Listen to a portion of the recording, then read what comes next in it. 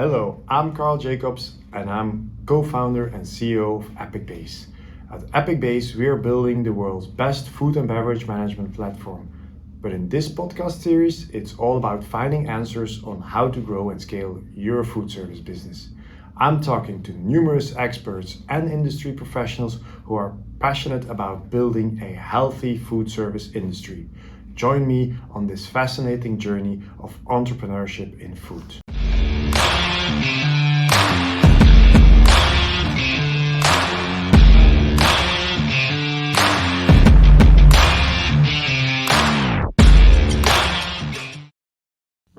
Welcome to the Food Service Growth Show. I'm very happy to have Simon Wanler as our guest today.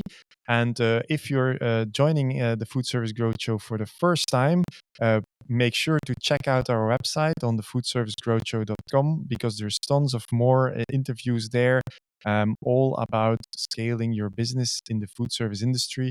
And if you're looking to do it yourself, then that might be a great place to start. But as I said today, it's Simon Wanler from Bastard Burgers, a premium hamburger chain from Sweden.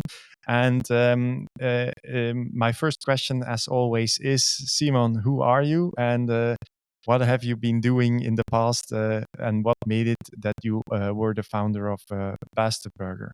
Thank you. Glad to be here. Welcome. Big question. I'm just over 40 years old, living in the north of Sweden.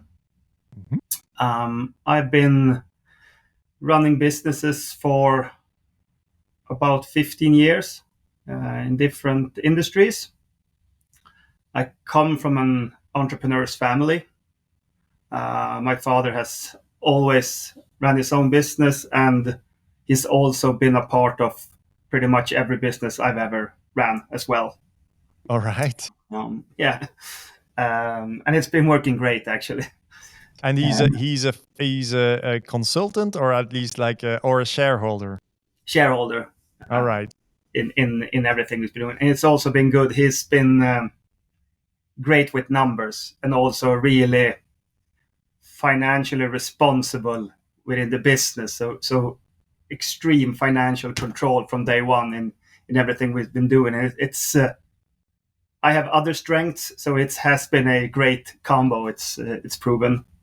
All right. But I worked in the restaurant industry for 10 years, 11 years, both in service and a lot of time in as bartending, bar managing, but also as a consultant doing training, menus, these types of things. Other industries in the restaurant, I have been running a small marketing studio for a couple of years. Love to work with brands, building brands.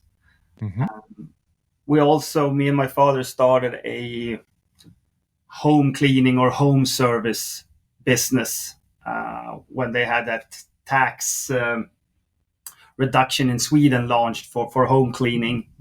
We started that as a pure business idea and scaled that and ran that a pretty long time and scaled it into 5-6 different cities and we bought up some smaller companies. So it was a great journey there. And are you still owning that business? No.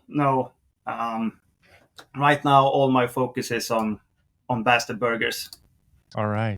So you mentioned in the beginning that you worked for 10 years in the hospitality or in the restaurant industry. Do you have a chef education or what's your education background? No, I have nothing to do in the kitchen. That's not my expertise. All right, but you did some menu development. Yeah, but mostly for bars. All right, yeah. All right. So drinks is your thing. Yeah, I'm more into the beverage side. All right. And tell us a little bit about Bastard Burgers. Where did it start? Where does the idea come from? It was actually when we started Bastard Burgers, the first one, it was a side project. Back then, I ran 2 other more classic restaurants in Luleå, one Spanish tapas restaurant, and then an Italian place. Mm-hmm. And I was approached by a childhood friend of mine who wanted to do a street food concept in Luleå. Mm-hmm. He had no background in the hospitality industry, but he also loves brands Mm-hmm. and has been working a lot with brands. So we started bouncing ideas off each other. We both love hamburgers. I mean, I still eat, I don't know, 10 hamburgers a week at least. How do you stay healthy? I'm not sure I do. No, but it's always been a lot of hamburgers. And I mean, we started building the concept around Bastard Burgers. We built mood boards, and we visited the great burger places in Stockholm. And we saw that we have a similar idea of what this street food concept should be. Mm-hmm. And also, I think with a lot of learnings from the more classic restaurants, we also, at least I also knew what it shouldn't be. All the complicated and complex aspects of running a classic restaurant, we needed to remove all of that for this. This was a small space. We had 16 seats, 17 seats, really small kitchen. Mm-hmm. So this was supposed to be like this classic hole in the wall burger joint. Mm-hmm. And I think we also brought in a friend who has been working with burgers for all his life before this. I come from one of the big chains here in Sweden. So we contacted him, and it was the three of us that started to put the pieces together for Bastard Burgers. All right. So that's really how the idea started to build up. The name was supposed to be a placeholder. It wasn't supposed to be called Bastard Burgers from the beginning. All right. I said I want something with who takes up the same space as burgers, and it wants to start with a B, so we can start doing graphics and logo types, and it would fit in round logos and square logos and everything. So we said we will replace the name as we go forward. But then we started calling it Bastards instead of Bastard Burgers, and we pretty quickly saw, okay, this is a brand. This is something we can build on. So the name stayed. All right. And can you reveal other names that didn't make it, or is it just Bastard Burgers? It was the first. It was the placeholder, and then we never got to the part where we started to find other names because that name stuck with us. Fantastic story. Yeah. And so actually, you mentioned that. Is it correct to assume that it was really about mood board and really the storytelling first, and only after that you came into, let's say, more the food, or how did it? Because you are a brand man, if I'm correct. So we started that with like you say, the mood boards and. Also, I think we came pretty far with like interior and the feel of the concept. So how do you get from interior and feel and mood board to the perfect hamburger? We both had a pretty clear, I mean, we both traveled a lot. We both eaten hamburgers all over the world. And we had a pretty good, okay, this is the goal. This is sort of what we're looking. We want a street product. Not the big bistro burgers, and it's supposed to be a messy street burger. So that was we had both the same idea, and also I would say Sweden is, I would say, one of the best places in the world to eat great burgers. So you really don't have to travel far. We went to Stockholm. We visited all the best places in Stockholm, the flipping burgers and this type of places, to get the last sort of inspiration there. But we had a clear, I mean, I put out the outlines of the offerings because I wanted it. The difference between Stockholm and Luleå is you can't be as nerdy or as niche in Luleå as you can be in Stockholm because you don't have that crowd up here. You need to be much more inclusive when you build it in Luleå. So we needed to have something for kids. We needed to have something. You needed to offer regular drinks, not just handmade, premium, whatever. So we wanted to be a bit more broad and inclusive in the menu.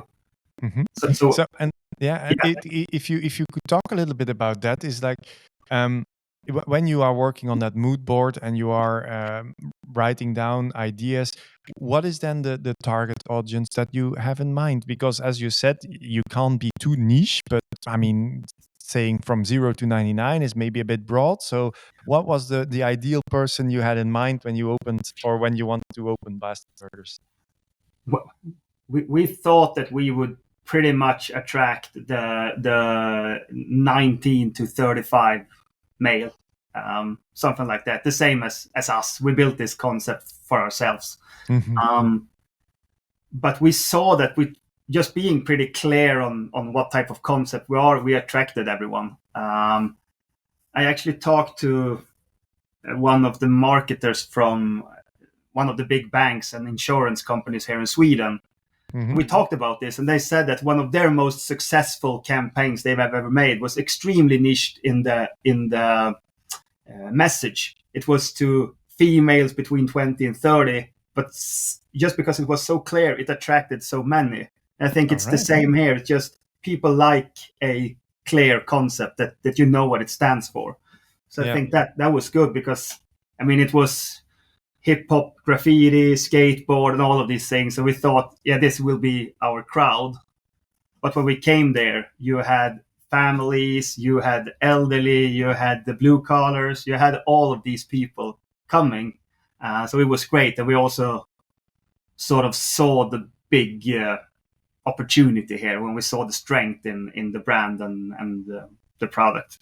It is as if, you give a very clear concept to people, and then people can decide whether or not to step into it. But being clear is already, halfway gained, I guess. Yeah. All right. So then the mood board is ready. The burger is finished, ready to open. You opened the first one in 2016. How many are there today?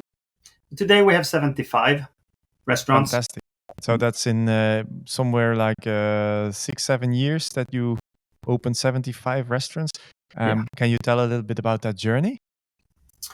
Absolutely. It's we didn't really have. I like to bring up. We did a small business plan when we started the first restaurant about to pitch to the landlord and to pitch to the bank and just to be clear that we are on the same page. We the founders. And we have a small, in that business plan, there is a small plan for growth or scale. And we said that in 5 years, we hope to have 3 restaurants in the north of Sweden and maybe a food truck. So there was some small plan there to scale, but we had to adjust that pretty quickly. But I think one thing that we also put in this first business plan, and that's been really helpful for us, still is extremely helpful, is we put in like the keys that are Bastard Burgers. And one thing is the best burger in town. I mean, that's why people are going to come through the door. It's to eat the best burger.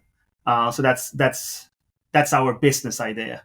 But then we also said that we're going to be a great place to work, and that people are going to be proud to wear the Bastard Burgers brand. So these things we had with us when we opened the first restaurant, and I think they've been really helpful, not losing our focus going to 75 restaurants that we are today. But the first step we did was I actually lived in Uppsala, in southern Sweden, when we opened the first restaurant. And when we saw the potential and the success we had in the first, I mean, we sold close to 800 burgers a day. In this, we had, like I said, we had like 16 seats. People stood in line for hours. We sold out of meat almost every day the first months there. So the hype was crazy, and we needed to see if this is just because it's Luleå, Mm-hmm. Is it because we are from Luleå? We know Luleå. It's a bit easier for us to do business up there. Yeah, Up here. it's hometown. It's hometown. In Uppsala, it's a bigger city. There are established good burger places there, so there are some competition. And also, we know nothing about Uppsala, so we said let's test this. Let's try to open a second Basta Burgers in Uppsala.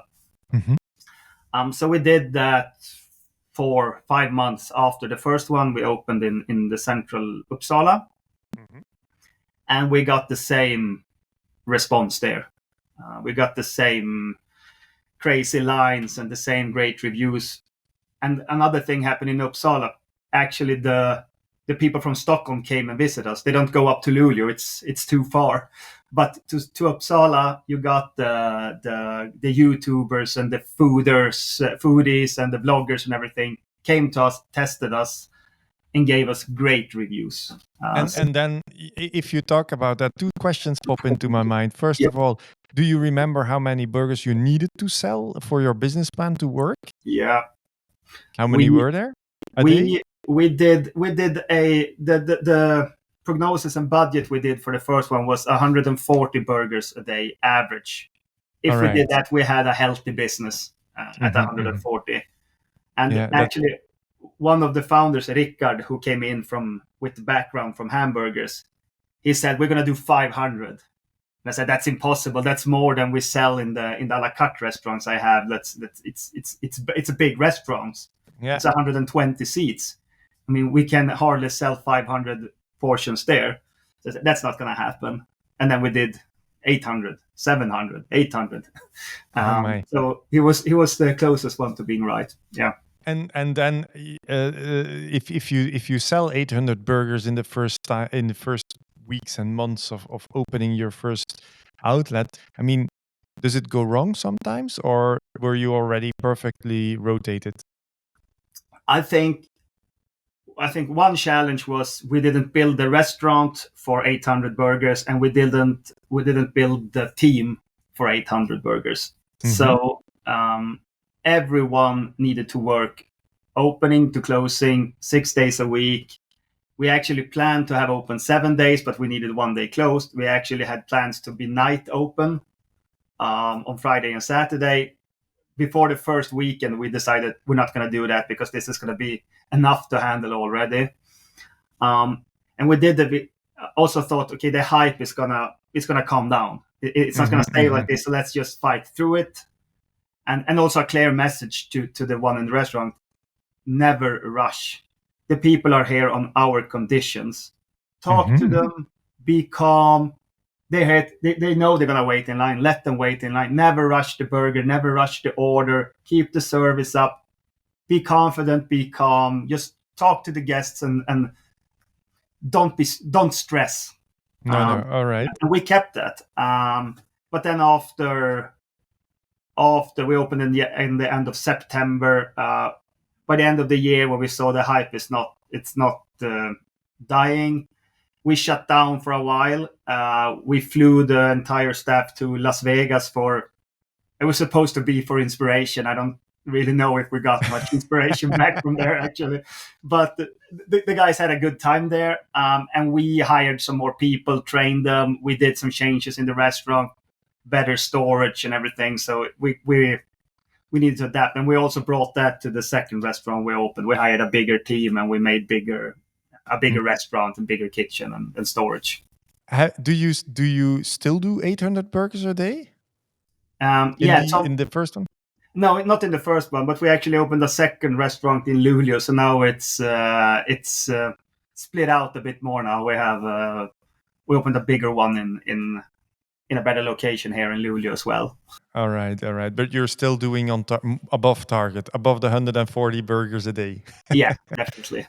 Yeah. All right. And the second question I had about your initial story about creating the hype. Again, looking into your marketing background a little bit. I mean, what did you do to get to 800 burgers a day? It can't just be by accident. You open a new restaurant and then suddenly 800 people are in front of the door. How do you get from 0 to 800 in the first week? I think one thing was just great timing, because you've heard of these premium burger places in Stockholm and in Mm-hmm. Gothenburg, but there was nothing.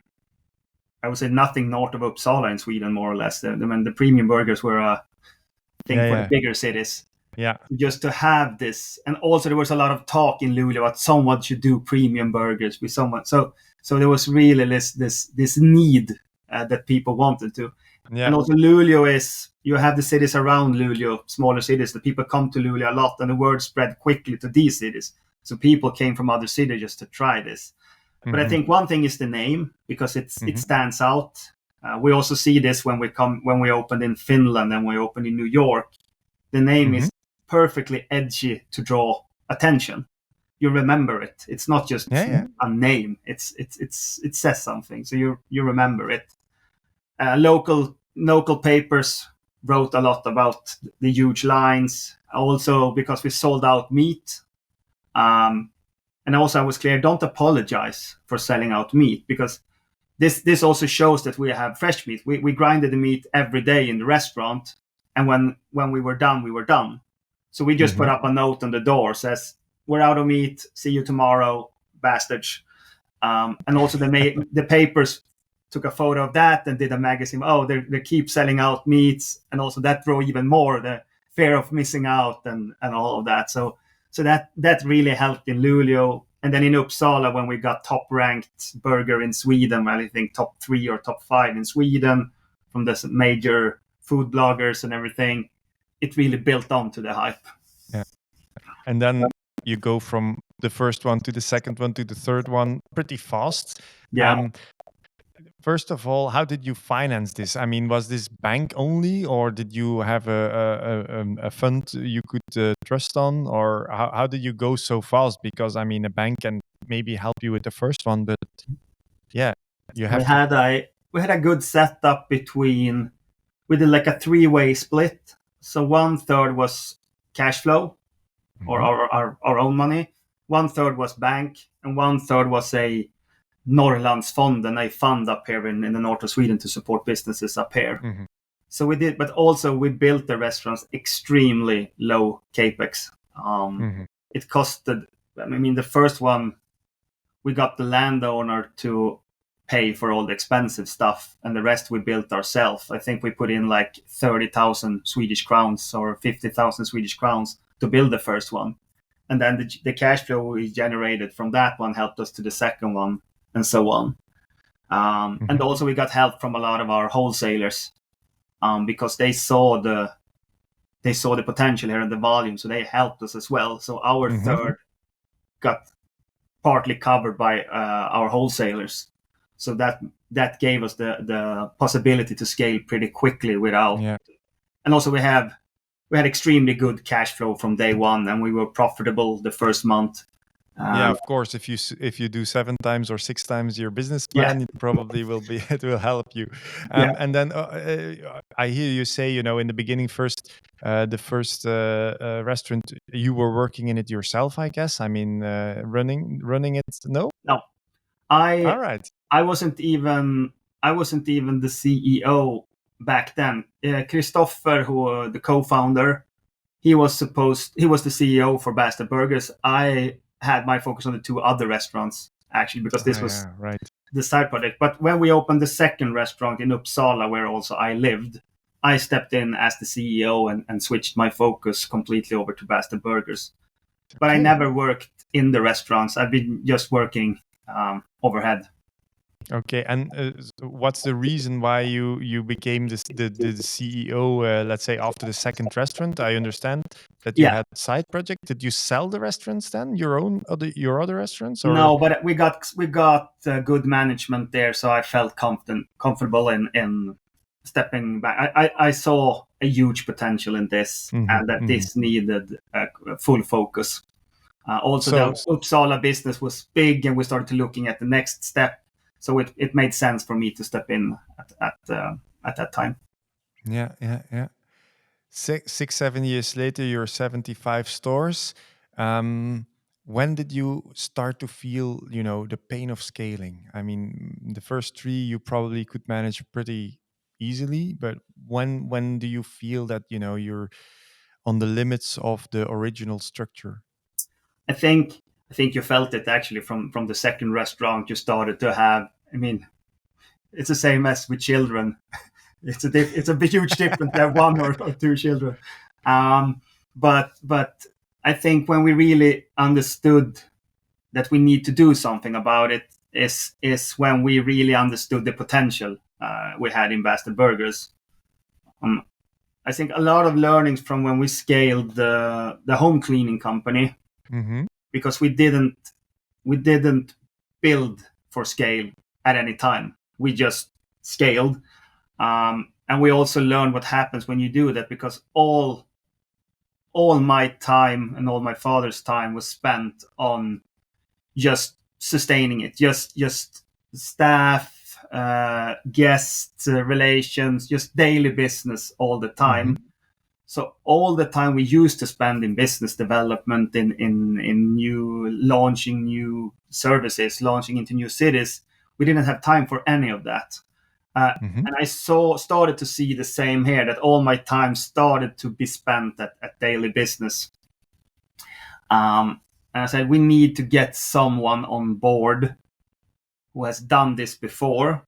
Mm-hmm. And I also had a guy in mind, because I met this guy when we looked at O'Larry's, who is a Swedish sports bar chain, or is Mm-hmm. a international sports bar chain. Mm-hmm. I met him a couple of years before that and was extremely impressed with his way of running a chain. So I Mm-hmm. contacted him. His name is Wilhelm Wintelescu. Mm-hmm. I contacted him and said, look, we have this burger place. We have 4 restaurants. We are about to open restaurant number 5 and 6, and we think we really have something here, and we need to get some experience on board. And we offered him a place as a chairman of our board, and Mm-hmm. also to come in as a stakeholder, Mm-hmm. Mm-hmm. to buy shares. Mm-hmm. So we met with him, first me, and then the entire team. He is a extremely strong personality with extremely strong views and opinions, and he was extremely clear on what he saw for Bastard Burgers and what we needed to do for this to be a success, but also for him to be interested in joining. So first he pitched his vision for Bastard Burgers, and it was a classic, like a napkin sketch. But he said that we need to pull the brakes right now and look at the organization and build a structure for the organization, because we were Mm-hmm. 4 or 5 guys who did everything together. We need to have someone in charge of this. Mm-hmm. And in the beginning, maybe you will be in charge of 3 or 4 things, but you need to have a plan from which things are you going to let go when you scale, and when are you going to let them go. We need to get someone on board who is an operational excellence guy, because it's a huge difference, like you said, running one restaurant and then building operational excellence in a chain. So we need to have someone Absolutely. running the operations department, Mm-hmm. and we need an external organization to help us build the restaurants, because now we are out there ourselves, putting stickers on tables, putting tiles on the walls, and they keep falling down. So we needed someone to help us build the restaurants. And he said, we get this in place, then we open 25 more restaurants, 30 more restaurants, then we bring in a strong financial partner, private equity or industrial partner. We get the resources to go into the Nordics, and then we open in Finland and in Norway, and we are with them for 4 years, 5 years. After that, we find a big international player, and then we take this brand worldwide. All right. And like back then, we had the one restaurants in Luleå, in Uppsala, in Östersund, in Gävle. So we were small, but that was his Yeah, vision. far away from global domination. Yeah, but the vision was there. He really put the vision up there for us. And also he said, if he's going to be interested, we also need to have a couple of values added to this. One thing is our view on green food and vegan food. Mm-hmm. We had, I think, 2 vegan burgers on the menu. We thought they were great offerings. We started in Luleå, where the vegan sales weren't really that high. But he said it's one of the trends that we need to look at. Also, his daughters were vegan, so he said, "I'm not doing this if." He said, "You have 1 year to make the menu mirrored. So everything you offered as meat, you need to offer as plant-based as well." Wow, that's quite ambitious. Yeah, you have 1 year. And he said you need to be much more equal. You're just a bunch of dudes. There are beer, tattoos, and burgers. You're not going to build a successful change on a bunch of dudes. So you need to do something about this. And we said, oh, when we are recruiting, we get 99% male applicants. And he said, you need to have a plan for that, because that's not going to work. So you need to find a way to be a more equal company. And then you need to have active sustainability work. You're selling red meat. You need to have a plan here. Yeah.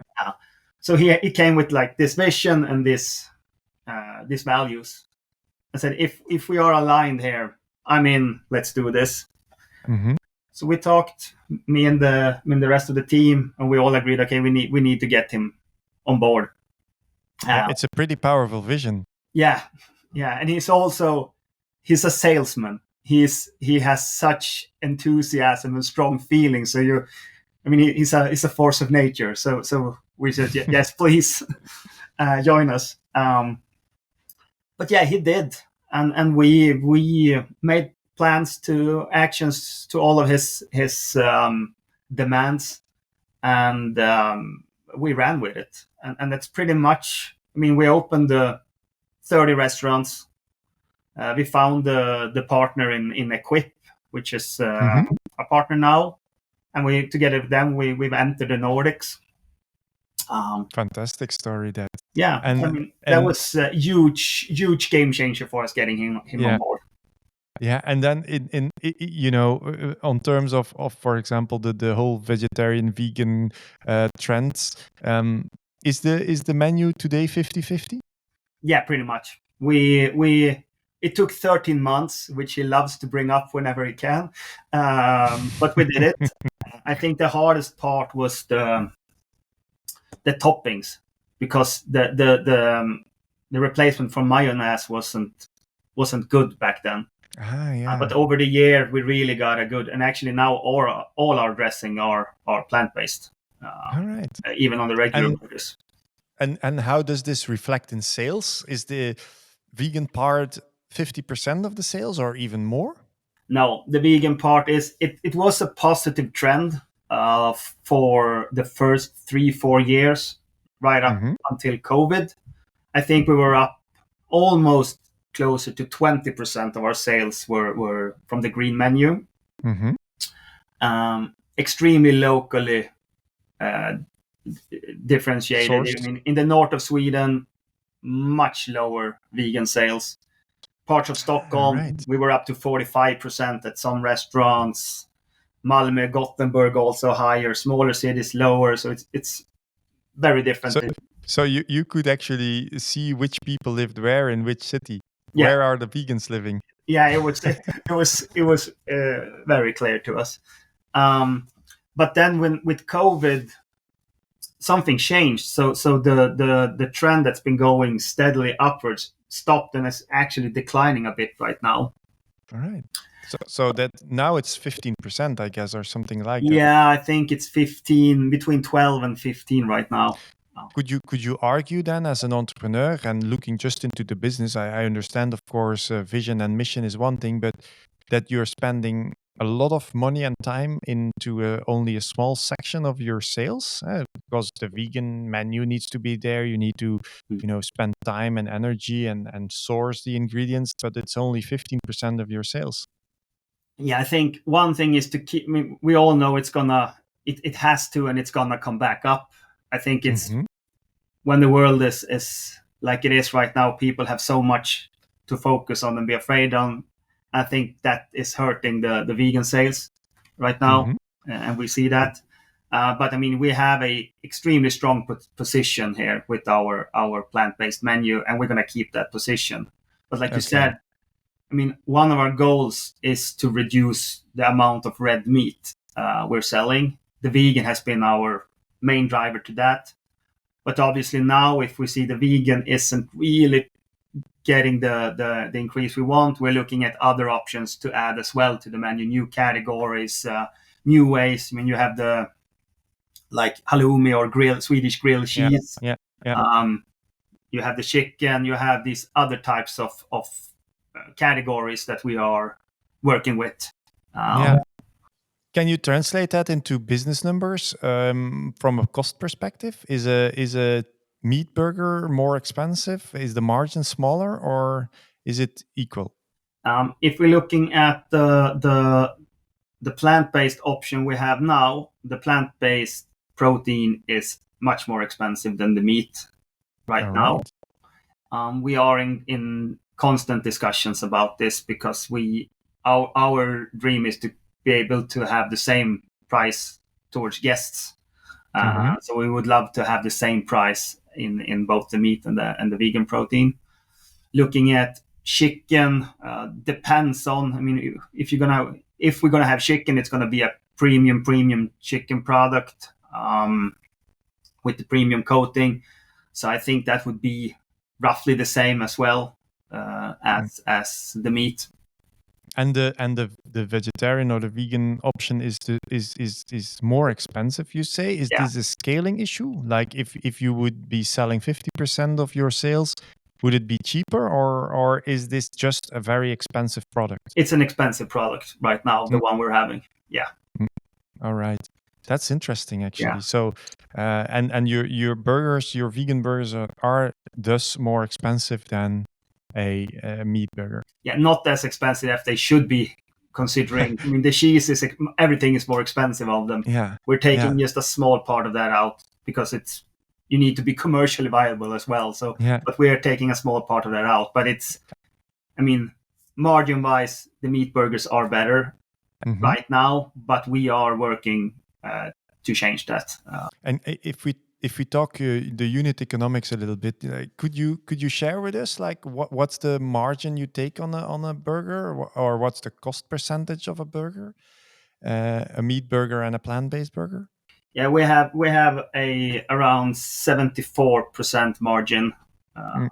on the burgers, and a little less on the vegan burgers. Oh yeah, okay, all And right. I would That. say, I mean, when we are at that level right now, which is sort of an all-time high, which Hmm. is incredible considering everything has been going up in prices lately. So I think a big focus for our purchasing department has been to get us to those levels this year, and it's a healthy level to be at with all the cost increase that we are fighting right now.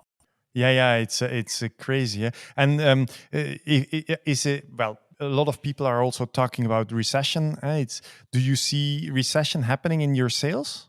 Yeah, I have to say, I mean, not as badly as we see, because right now we're looking at huge amount of data from industry, from banks, from card suppliers, everything. So we see that the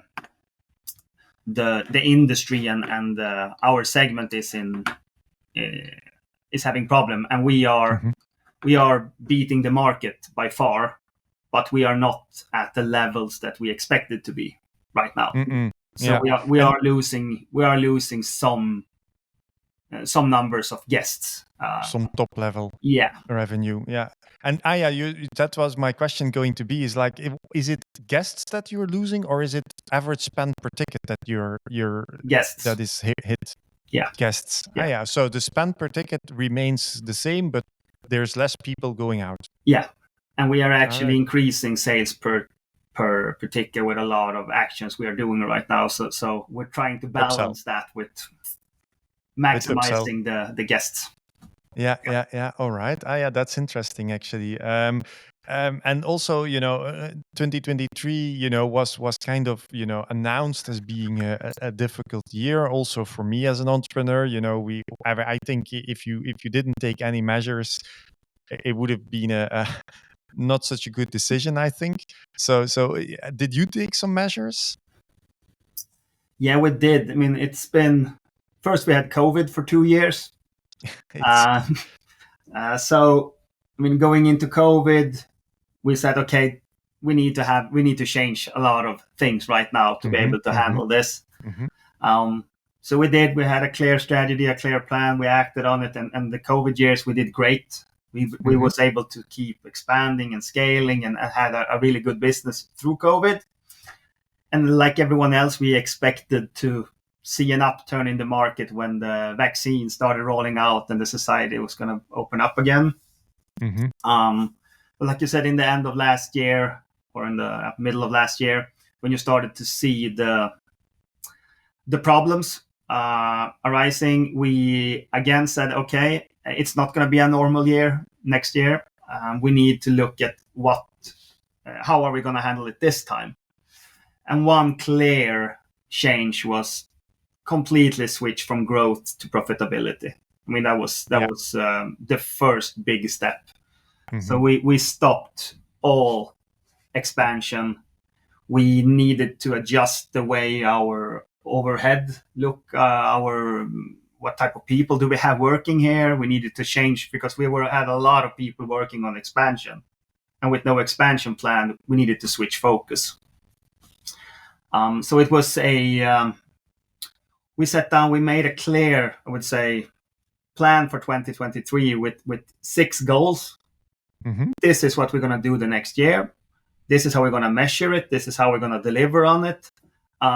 We had the same plan, same goals towards the board as we did towards the entire organization. I Mhm. red line here that if we do this, 2023 is going to be a good year for us. It's not going to be what we thought 6 months ago, but it's going Mhm. to be a good year. It's going to be a healthy year, and it's going to give us bigger market shares and great platform to stand on when we can press play again.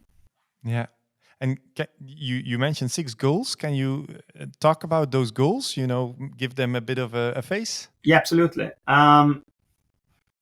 A bit again here leaned on the first business plan and the core values that Bastard Burger stands for. One of them is the product, the burger, and we said Mhm. it's more important than ever because it's going to be less guests out.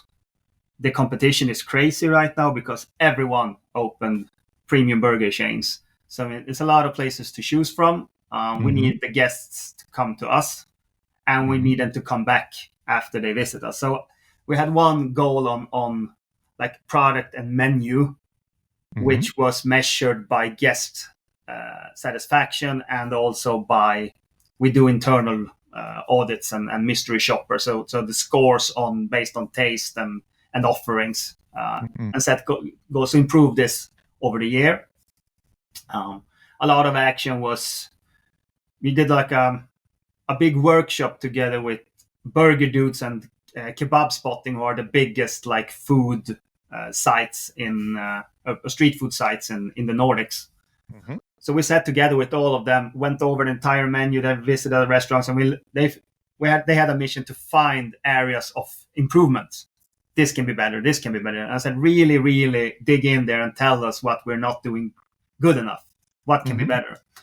So we got a list of things that they needed. They think this can be better. This can be better. This doesn't make sense on the menu and stuff like that. And we did a plan. We went through the entire menu. We adjusted bread, we adjusted meat, we adjusted toppings, everything over the year. Also took away some odd products. We asked all the uh, employees which are the products that's the most pain in the ass to make. Ah, yeah. Yeah. So we got that, and we saw okay, okay, this product everyone hates to make it, and it doesn't sell. Let's remove it. So Yeah. we made the menu a bit leaner, removed some odd products, um, launched a completely new kids menu, Mm. added some product that we also asked our employees what's mostly requested out there that we don't have. How much of these actions were numbers based versus, let's say, gut feeling based? Because asking people what's the most difficult one is kind of a gut feeling action, but how much of it was actually numbers based? Like, we just look at the Miller matrix, let's say, and what are your cash cows, what are your dogs, what are your question marks? Do you work like that? Yeah, when we asked the people in the restaurant, we had a pretty clear mind, because we have a studio kitchen here at the office. We work here every day. I work really close to our food and beverage manager, and we talked a lot about, and we said, okay, these things really don't make sense. So a lot of it was just to confirm from the staff that they are agreed with us. So it was based on, also we have a lot of people in the office that used to work in the restaurant. We talked with the senior operations team, and we got a good vision. But we also wanted to ask, one part is to make them feel part of it, that they can affect. So we just don't push things on them and change the menu without asking them.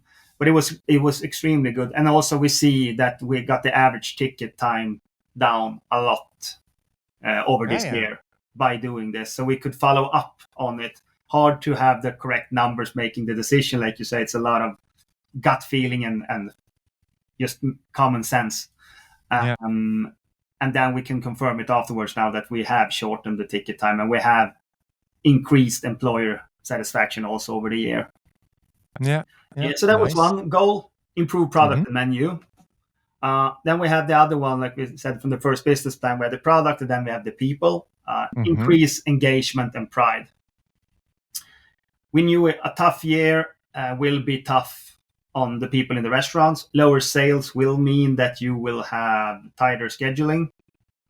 So we needed to look at this continuously and do actions to keep the engagement up. We measure it with, we do weekly temp meeting measurements, asking all the people 5-6 questions every week, getting really good insights on a restaurant level. It's extremely accurate, and it's been really good. And the ENPS scores. What's your ENPS? If you give me a second, I can actually check that, because we are actually presenting this report at the board level today. So great. Let's see, engagement and pride. Current ENPS is 39. That's more than satisfactory, I guess. Yeah. How many people do they have answered the how many people work for Best Burgers? We are around 900 in total. Yeah. And I think we have a 70-80% answering rate, something like that. Yeah. Nice. And we set the goal for this year to 36. So it's good to see that we are already on 39. Yeah, that's very nice. And on winning temp, they put together all the different, like, work environment, leadership.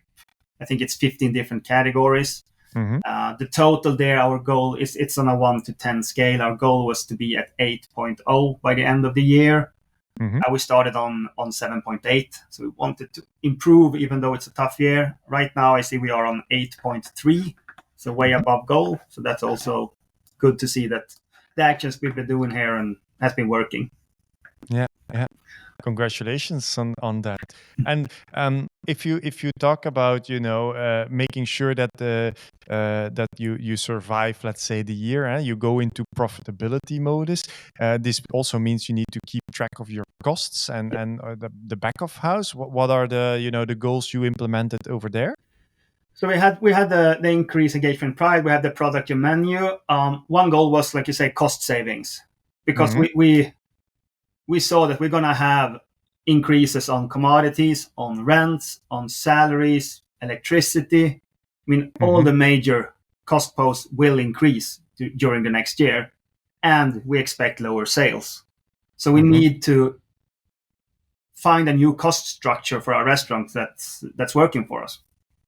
So we actually set a goal. We looked at it. Okay, we need to save 20 million. A yearly effect of 20 million Swedish crowns in savings, then we're fine. Then we're looking good.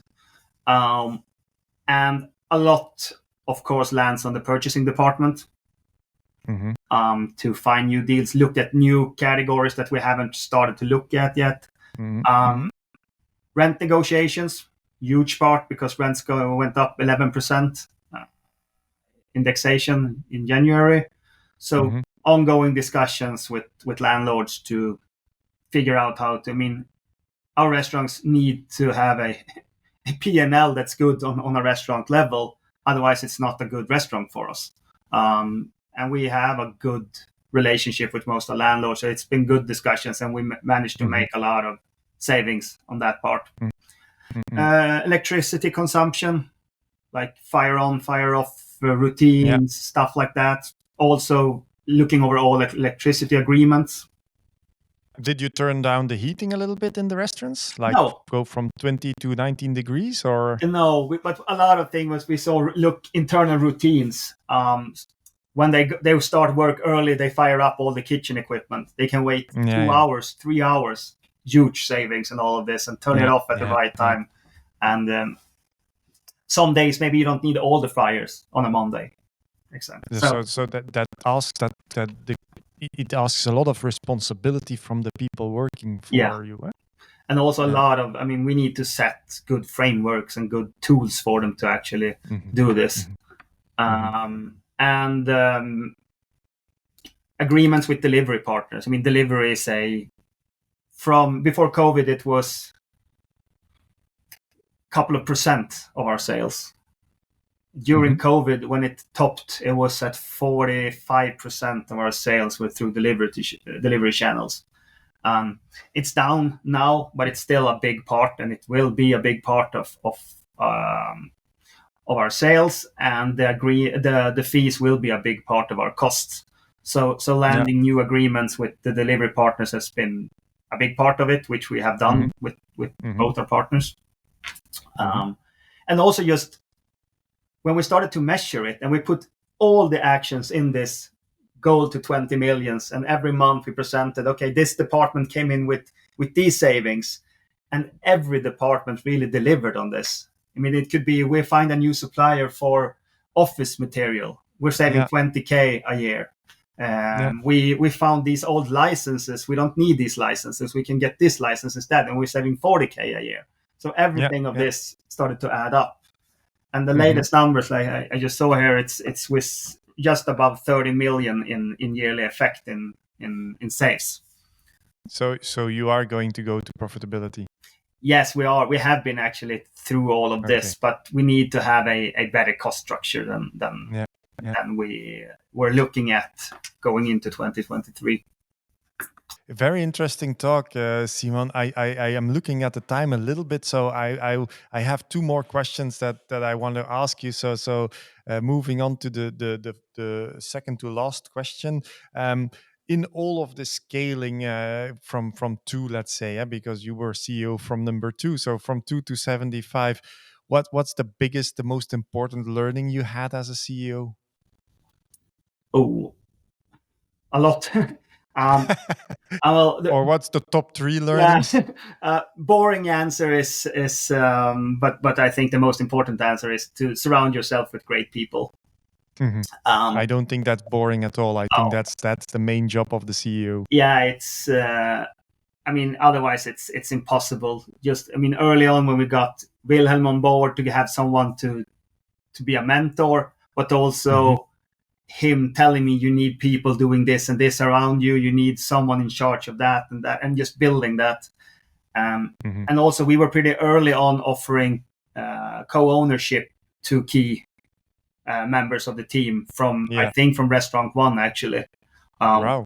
So we have, like ESOP, employee stock options, or they got early on. They just got to buy in at a good price. Now we have a management program in place where you're allowed to invest in certain mechanisms. But I think that was really good to get there. So they also have a part of the upside, and they really have this engagement and enthusiasm. So I think that's the biggest key. Otherwise, it's impossible. And also a hard answer, but to not surround yourself with bad people. And if you do something about it, make sure you have have the great people and don't be too afraid to make tough decisions. That's life. So that's one. Second one, I would say, care about the details. Mm. I mean, I'm nerdy in everything from, especially regarding brand marketing and product. But I think as a CEO, especially as a founder CEO, I mean, I've been from day one here. I know what the brand and the product should be, and keep caring about that in detail, I think is good. Yeah. And then just don't be an asshole. Be good to the people around. Have the door open. Be there. I think it's important not to just because the company getting big, you need to be close to everyone. Yeah. I feel a lot of value and a lot of love going through your words. I really love it, and I really appreciate it. And actually, maybe I dare to say that I totally agree with you, because I think the way that you're explaining it, I try to run my company as well like that. So I totally understand. Last question, Simon, before we call it a day. From an industry perspective, I mean, you had the great chance to work with somebody who has done it before, and had a vision, and demanded a lot of stuff such as vegan and vegetarian. So you've done a lot of prediction for the future already. But where is the industry going from here into 5 years from now? I mean, how do you see this industry evolving? For our segment, the fast casual, Hmm. I would say digitalization is number one, two, and three. Hmm. It's it has been for a while, but really boosted through COVID. Yeah. Extremely mature market right now, and we're doing big consumer research is showing that our guests, huge majority of our guests, wants to order through digital channels. They Hmm. want to order through Hmm. self-service kiosks. They want to order through app. And I think that's the thing we are focusing on the most right now. But it's going to be the most important, because Yeah. people consume on different patterns now. It's not classic sit down dinners, not classic lunches. You eat quick. No. You eat at different times. You eat alone. Hmm. So Hmm. to meet up this need for convenience, I think the digitalization is. If you miss out on that, I don't think you're going to have a tough time. Yeah. Um, Yeah, I can understand what you're saying. I think digitizing is actually getting one step ahead of your competition. yeah.